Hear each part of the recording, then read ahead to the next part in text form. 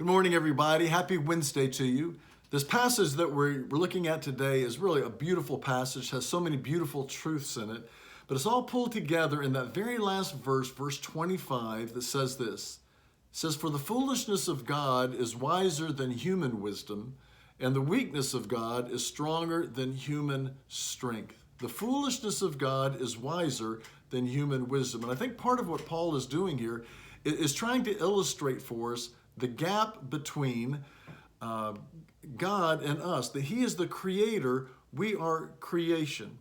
And so I want you to just imagine with me just for a second that all of mankind was able somehow to link our brains together, and we're all doing our very best. We're all on our A game. We're thinking our biggest, smartest thoughts ever. If you took all of mankind, pulled it together on our best day, and then let's pretend that God's having a not so good day, and that would never happen, but let's just say that God was, kind of had a brain fog and things weren't really clicking with God. If God was having the worst day that He ever had, and we're having the best day that we ever had, there would still be such an enormous gap between God and between us. And the reason is God's wisdom. Now here's when I think of the word wisdom, the word that always comes to my mind is the word perspective. It's just that God has a perspective on things that you and I don't have. Most of the time, our perspective is just kind of just our little world, our little life. But God has a perspective that is so much bigger than that. God is from the Alpha and the Omega, from the beginning and the end. He's not limited by time and space. He sees absolutely everything. And this perspective really comes to be seen in this passage where it talks about how we preach Christ crucified, which is foolishness to the Gentiles. That God's wisdom was seen as foolishness when it came to the crucifixion of Jesus. You see, for these folks, all they had was their perspective. All they could see was how this was going to impact them. They had seen Jesus come to earth. They had heard Jesus' amazing teaching about the kingdom. They had seen Jesus begin to demonstrate the kingdom in healing all kinds of diseases and casting out powers of darkness. They had seen all of that, and they were getting on board and were so thankful and grateful for this amazing kingdom because they wanted to see the Roman rule obliterated in their land. They wanted to see their lives get better. That was their perspective, and they were all happy about this king, and then the king dies. The king is crucified. That was foolishness to them because it didn't fit into their perspective, how they thought things should go.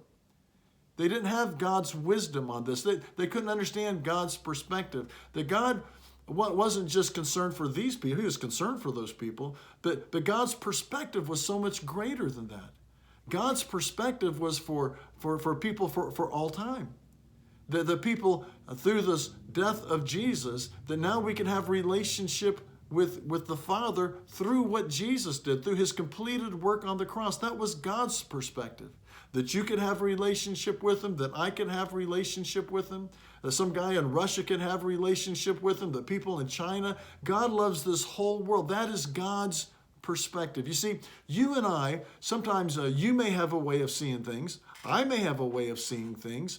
But really, the way we see things is just kind of based upon our very limited knowledge and our very limited perspective. God doesn't have a way of seeing things. He just sees. God doesn't have a point of view. God has the view. And He has a perspective into the future because God's not limited by time and space. And so here's the good news that I want to encourage you with today. In the book of James, it says that we can have His wisdom. If we ask, He will give us His wisdom. He will let us in on His perspective. So we don't have to live this life just based upon our limited perspective. We can have God's eternal perspective on stuff. And I don't know where you need God's perspective on things. Maybe it's on your marriage today, and you really want to ask God, I need your wisdom. I need your perspective on my marriage, or I need your wisdom, your perspective on my future.